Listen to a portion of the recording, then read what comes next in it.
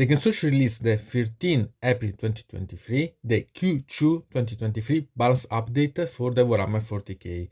So here I'll bring, because there are quite a lot of changes in some little amount of rules for some factions. So I'll bring all the things so that you can refer and see the complete. Otherwise, it will be a problem to understand what it is comparing to the previous one. Anyway, what we can see is that has been included the new Ark of Omen secondary objectives. There has been the adding about the Dark Angels part, a bit modifying about the Drukhari, where it has been removed the first point of the previous facts. Has been changed the part about the Deathwatch, that it's new. Has been changed the part about the Tyranids, that has lost 3 points that were before, so we have to pay attention. Also about the Taos, it is removed the part about the core rules for the broadside, that now it's available again. And then we had the part related about the Astra Militarum, that it's new. So all the other things are still valid, but I'll bring you anyway together everything so that you can refer and see everything together. Usually I don't do this, but this time there are quite a lot of few things, and so because I had to see what is missing, what is on, and so on, I decided to do such thing. Anyway, I yet say that you see quite a lot of things that are similar, because I'll bring directly the ones that I said in the previous video, that it's complete, so that I can bring you everything without having to repeat again everything else, that it's completely the same. So remember about such. And now we're going to see about such rules. And so if you're interested, see eventually in the description the point of minutes that you need to refer about what you need to know about this Balance Datasheet Q2 2023. So now we can go to see about the aircraft that say that when mastering your army for MHP, it cannot include more than a single one aircraft, so the models with the keyword aircraft, if you are playing a combat or incursion size game. So it means that are referring about the 500 and 1000 points of the army, more than 2 models with the keyword aircraft if you are playing with a strike force sized army, so the one that it's 2000 points as limit, or more than 3 models with the keyword aircraft if you are playing with the onslaught size game, so the one that reach 3000 points. So this is a change that it's quite important, because you have a limit to the amount of aircraft that you can use. So you have to pay attention to the models that has such keyword, and it cover all the armies related, so that it can be Space Marines, generally talking, Necron, or others that has such vehicles. So pay attention, because has been a great change about the way that you can compose your army itself. There are also other 2 points to notice about the aircraft. The first one is the aircraft units from your army must start the battle in strategic reserves, and it should not be surprising. But if the total points value of a player's aircraft units is more than half of the total points value of their army, then that player's aircraft units must still start the battle in strategic reserves, and then no other unit from their army can be a strategic reserve and or reinforcement units. Remember that with the new rules about such release of the Balance Datasheet, the strategic reserves can be have units without paying command points, but this limit the things that you can pay. So the other rules that satisfy the necessity about the how many units you can put in the strategic reserves, still it's valid. And the last one is that if an aircraft unit has a rule that is triggered after it has moved, that rule only takes effect if that mod ends its move on the battlefield. For example, this means that an aircraft unit cannot drop bombs on a unit in a turn in which it ends a move off the battlefield.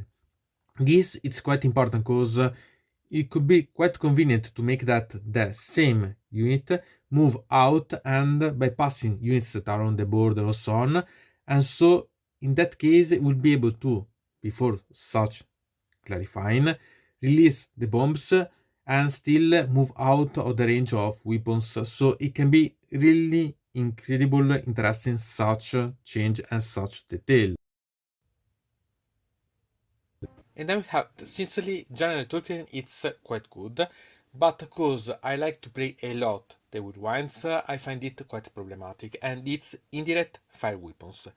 So, an indirect fire weapon is one that can target units that are not visible to the bearer, for example, mortars, mass missile systems, imperial cannon, and so on. And if such a weapon targets a unit that is not visible, for example, that no models in a target unit are visible to the firing units when you select it as a target, then each time an attack is made with that weapon against the target is phase, worsen the ballistic skill characteristic of that attack by 1 and add 1 to any armor saving throw made against that attack.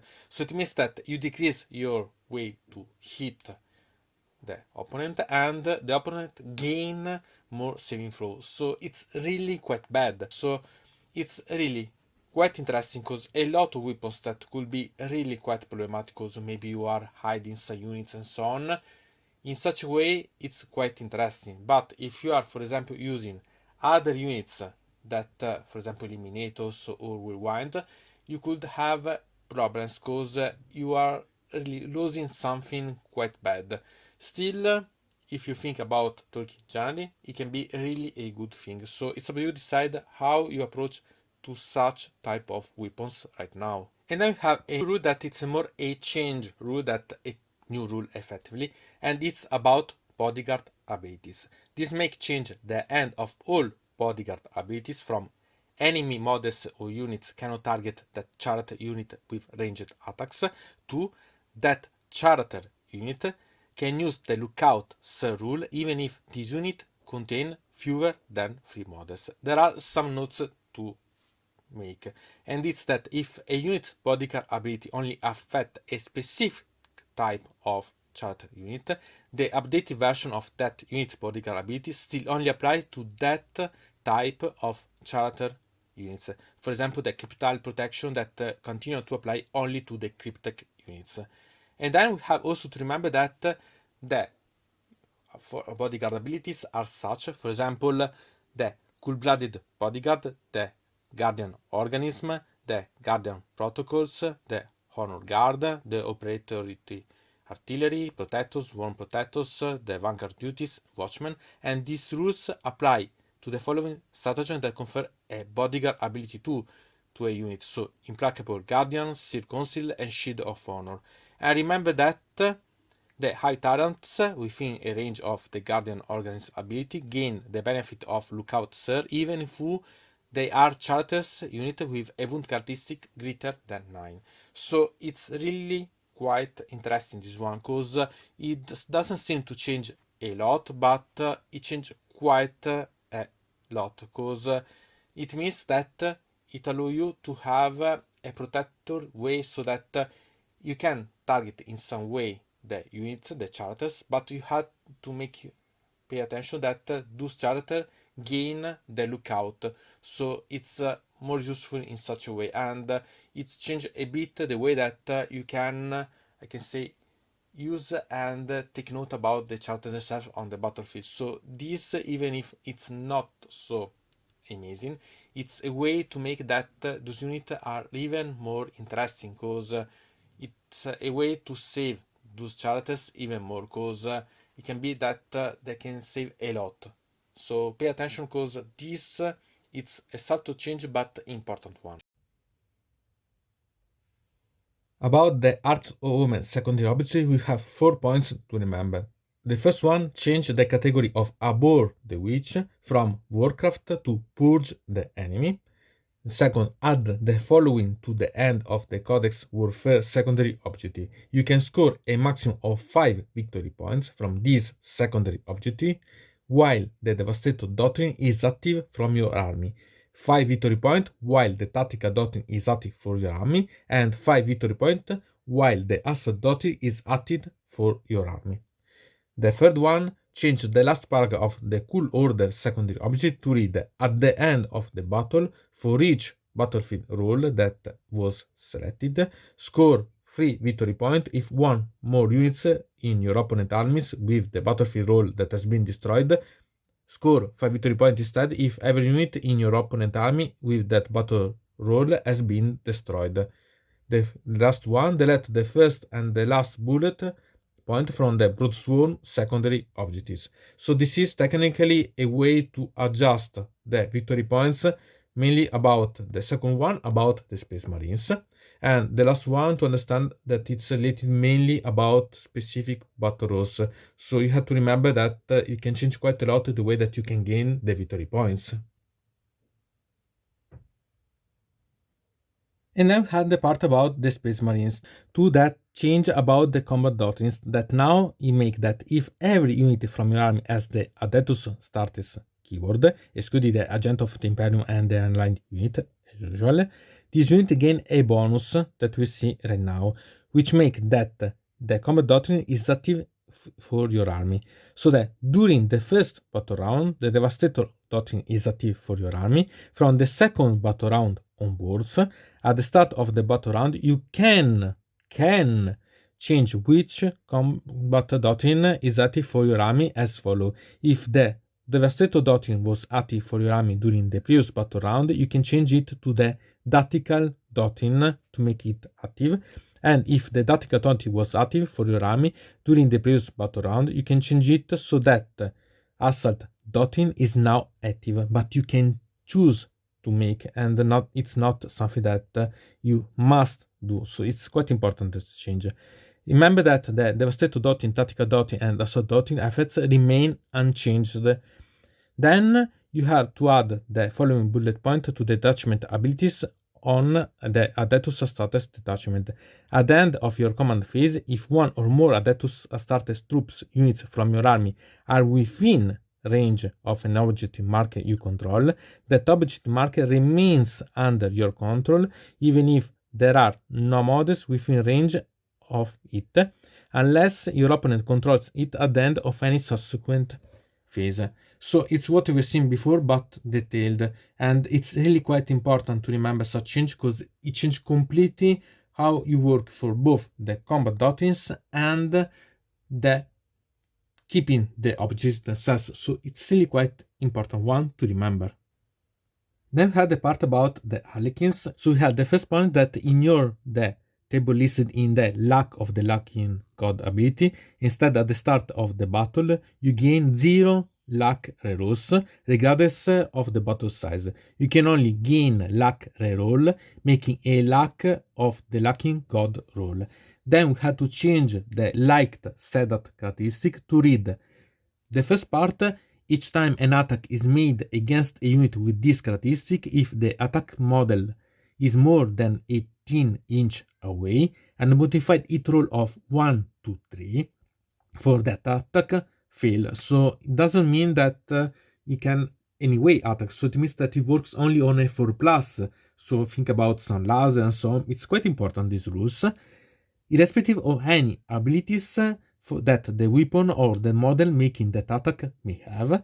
The second part, each time a unit with this characteristic makes a normal move or advance in your movement phase, in your following shooting phase, that unit count as having remained stationary, and this does not apply to the units that are embarked in a transport, because technically is the transport itself, and so they are not able to gain such rule, but it's quite important one. Then you have change the first bullet point of the dark sedat characteristic to read each time a model with this characteristic is destroyed by a melee attack, roll 1d6 on a 4+ after the attacking model unit has finished making its attacks. It suffers 1 mortal wounds. A unit can suffer a maximum of 6 mortal wounds per phase as a result of this ability. The last one, worsen the invulnerable save of every Harlequin models by 1. It's quite a decrease in power about the Harlequins. It's the one that we've seen before, but it's really quite important. If a Harlequin model gain an improved invulnerable save by any means, for example the prismatic boar, stratagem and so on, that invulnerable save is also worsened by 1. So it's really something that you have to take note if you play, because worsening the invulnerable save, it's quite important one to remember. About the changes, it's to delete the fourth bullet point for the inner circle ability. So you have only to remember that it's not more available, this one. Then we can see about the Drukhari that are the same except one point that has been removed. So this, I repeat, the same, but simply removing that specific part. Codex Drukhari that see a lot of change also. The first one, it's quite important because it's about removing the keyword core from the keyword section of the datasheets of Talos and Kronos. So really quite important one. The next ones are about the obsessions that it's noted that remain all consuming. The one is to change the first sentence of the Dark Technomancer obsession to read each time a unit with this obsession is selected to shoot, you can choose to enhance any or all of the ranged weapon models in that unit are equipped with. So pay attention about, and the note moreover is that liquefier guns and twin liquefier guns can never be enhanced. The last of the obsession that has been changed is to change the artist of flash obsession to read each time an attack is allocated to a model with this obsession, excluding vehicles models, unless that attack has a strength characteristic of 8 or more, subtract 1 from the damage characteristic of that attack to a minimum of 1. So there are really quite a lot of change, and you have to understand if it change your way to play with the Drukhari themselves. About the Deathwatch, it's to change the mission detachment ability to read do not use the rule in Codex Prismarine to determine which combat doctrine is active for your army during each battle round. Instead, at the start of each battle round, select the Devastator Doctrine, Tactical Doctrine, or Assault Doctrine.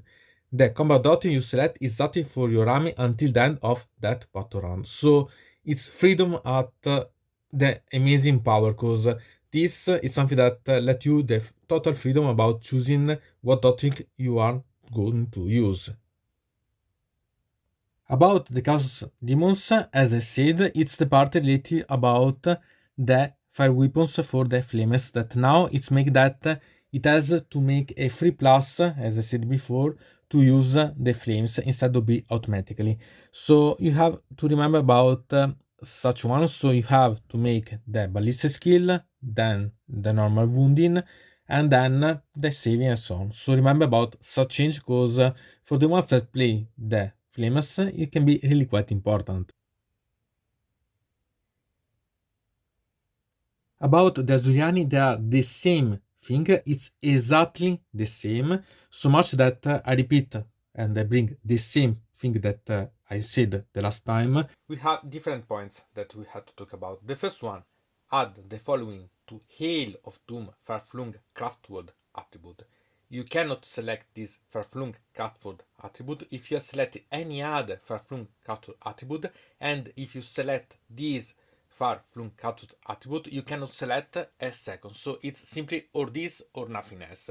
So you can't have multiple ones other than this if you select this, or you can't have this if you have selected another one. Then we have a change about the psychic action described in the Eldritch Storm stratagem. It's that empower some psychic action warp charge 5, any number of Farseer as keyword models from your army that have visibility to the center of the marker you placed, you can attempt to perform this psychic action. At the start of your next shooting phase, roll 1d6 for each unit within 6 inches of the center of the marker you placed. On a 4+, that unit suffers d3 mortal wounds. That mark is then removed. You can only use this stratagem once. So it's important because it's only once at least. Then we have changed the second sentence of the matchless agility stratagem to read, use this stratagem in your shooting phase. After rolling the d6 to determine how for an Asuri unit from your unit moves when it makes battle focus, and reroll that d6. The Tyranids, so change the first bullet point of the Leviathan Hive Fleet adaptation synaptic contour to each time an attack is made against a Synapse monster unit with this adaptation, and a modified wound roll of 1 to 3 always fail, irrespective of any abilities that the weapon of the attacker may have. This is quite amazing. Then change the first bullet of the Reaper of Obliterax to each time an attack is made with this weapon. If that attack successfully wounds the target suffers 1 mortal wounds in addition to any other damage to a maximum of 3 mortal wounds. Then we have changed the second sentence of the overrun stratagem to read: select one high tendril core unit from your army that made a charge move this turn. The last one is that delete the last sentences of the following abilities: Seed Spore, Mines, Spore, Mine, Christ, Seed Spores, Beovers, Harpies, and Spore of Choice. This cause we've seen before that has been changed such part. And as designer note, remember that this means this unit cannot create Spore Mines or Moloch Spore mods for free. Reinforcement points are required to add mods to this battlefield, and it's what we've seen before. Then we can see about the Chaos Space Marines that has been changed completely, because has been removed what we have seen before, and we make that here we have that change the second bullet of the Experiment Enhancement Legion trait creation of pile to read: each time a model with this trait is destroyed by a melee attack, if that model has not fought this phase, roll 1d6 and on a 4+, do not remove it from play. The destroyed model can fight after the attacking model's unit has finished making the attacks and is then removed from play. When making these attacks, if any of the destroyed model's characteristics change as it suffered damage, for the purposes of determining what characteristic of this profile to use, the destroyed model is considered to have 1 wound remaining. So it's really quite important to remember about such, because it can change quite a lot the way that you can use. So it's only limited about creation of biles, still it's really quite useful to remember.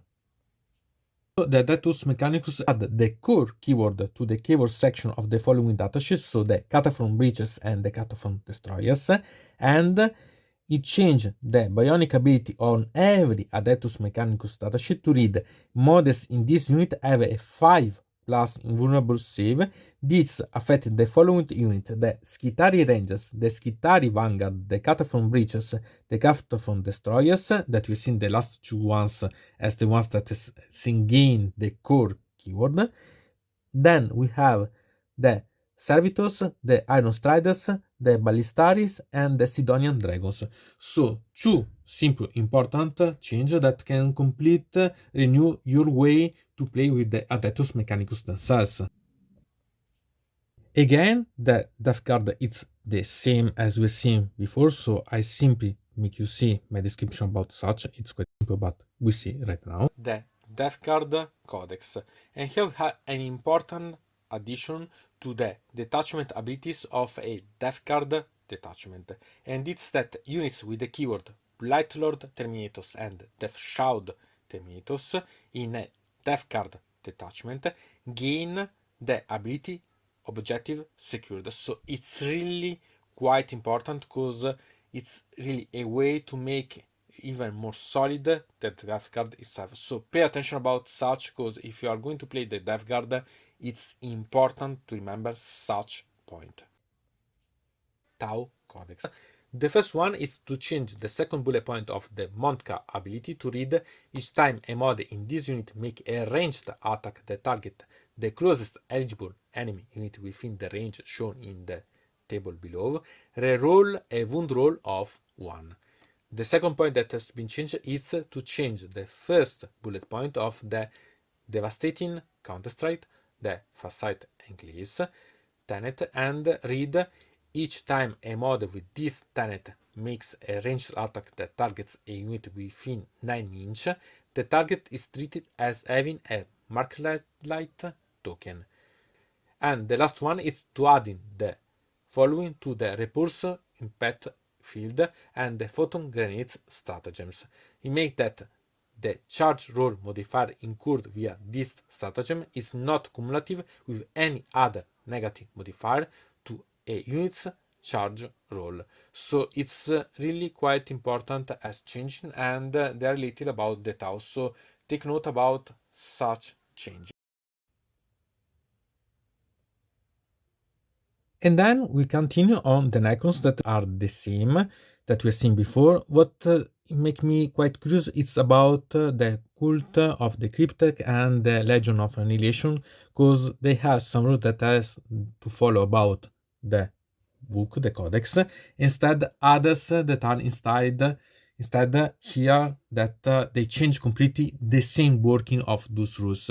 So I'm quite curious about if it will be released facts about. Still, we go to see all about the Necros. The first part is about changing the command protocol ability as follow. Replace the noble keyword in all instances with Necron characters, and replace the last sentence of the penultimate paragraph unit until the assigned command protocol stops being active, while a unit that is eligible to benefit from this ability is on the battlefield. That unit benefits from the selective directive. This is quite important to select and understand when it's changed, and so till when you can apply that specific directive.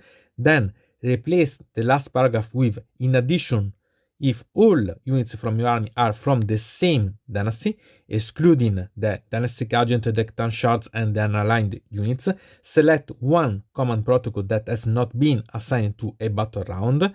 There will be typically only be one.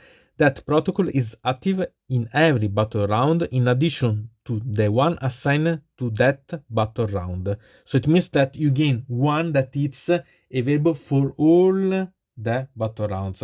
So it's quite important, this one, as I said before, but I repeat, because it means that you can choose one that it's always active, and it's really important, this one. Select which directive your units will benefit from at the start of each battle round. Note that if this additional command protocol is the one described in your dynasty code, this means both of these directives apply to all units with this ability is in your army in every battle round. So, in addition to the protocol assigned to that battle round, the available command protocol are shown below, and you see, if you want, see the list about the ones that are available, because I made an explanation of everyone's about this. This is really quite important. Has been brought the facts about, so it's something that completely renew, because it means that you have a command protocol that is always active, and you can choose the directive that you use, and still have another one. So in some way you select to not have one to activate, because one will be always active, so it's quite important. Then add the core keyword to the keyword section of the following datasheets, that it's Canopte Acanthrites, see the Armor Companion, the Canopte Reanimator, the Canoptech Spiders, the Canoptech Brides, the Fledged Ones, the Locus Destroyers, Locus Eevee Destroyers, Ophidian Destroyers, Scorpec Destroyers, Trarch Praetorians, all Necron Vehicles datasheet excluding the charters. So it's really quite important, because it means that you can benefit from a lot of abilities that are available only for the core units, and these are a great amount. So this is something that you have for sure to remember. Then the last one, that it's what we've seen before, change the second introductory sentence of the Ancient Dynasty rules to read, unless you selected the Vassal Kingdom of Eternal Conquerors Dynasty codes, you can then also select one additional code from the circumstances of awakening, and so you have to pay attention about this, because it was specific, as we've seen before, to forbid a combination of the objective secured one to the one that let you march. So it's something that it's important to remember, because it's made this way. So everything else, it's something that you have seen yet, so it's not something completely new, but this it's something that completely changed the way that you can work with, so pay attention. Then we had the part related about the orcs, that it's exactly the same that we have seen before. When mastering an orcs army, it cannot include more than one of each of the following units. So you have the option to include one of each, but not more than one of each of these. So these units are the Bundaka Snacks Wagons, Custom Booster Blasters, Megatruck Scrapjets, Ruka-Truck Squeak Buggies, and Shock Jumps Dragstars. So these are the units that you have to pay attention that you can't multiply, so pay attention about such. I think that it's a bit of pity about such, but it's such as it is, and maybe in the future we'll change the ratio eventually, so pay attention about such. To the orcs has been added the way that the WAG, called the WAG, works. So the effects that has been as effect 1 call the WAG, that makes that orcs core and orcs charters unit from your army are eligible to declare a charge even if they advanced this turn. Add 1 to the strength and attack statistic of orcs models from your army, and orcs models from your army as a 5+ invulnerable save. The stage 2 is get stuck in, that make you add 1 to the strength and attack characteristic of orcs models from your army, and orcs models from your army as a 6+ invulnerable save. Then we go to see about the Adeptas Sororitas, the only one that is main, that make that change the first bullet in the gaining miracle dice section of the Art of the Faith ability to read at the start of each turn you gain 1 miracle dice. It's simply it, and we can move on. About the Astra Militarum, we had 2 points. The first one changed the last sense of the overcharged last cell stratagem to read a unit can only inflict a maximum of 6 mortal wounds per phase as a result of this stratagem, so it's a way to limit such stratagem. The second one changed the ability granted by the finial of the Nemoradesh first relic to read finial of the Nemoradesh first aura, while a friendly Astra Militarum core unit is within 6 inches of this modest unit. Each time a model in that unit makes a ranged attack, if that attack is allocated to an enemy model, that enemy model cannot use any rule to ignore the wounds it loses. So it's quite powerful, and you have to remember that there is such change. And then we go to see about the Adeptus Custodes. About such army as not being brought any change. The first one is change the third bullet point of the detachment abilities of an Adeptus Custodes detachment to read Adeptus Custodes core infantry units and Anathema Psychana troops unit in Adeptus Custodes detachment gain the object secured abilities. We've seen a bit about this before. And the last one, change the Adeptus Custodes keyword in all instances on the Arcane Genetic Alchemy and Emperor Auspice stratagem to read Adeptus Custodes infantry. So they gain in some way a restriction because it's only rated about infantry, not all the Adeptus Custodes. See, it's really quite intriguing. So, from Dino Mode, it's everything. I invite you to put a like on this video, to subscribe to the channel, to ring the bell, and to comment this video if you are interested in something about this video or you want to suggest me some arguments for other videos. I hope to see you again to the next time.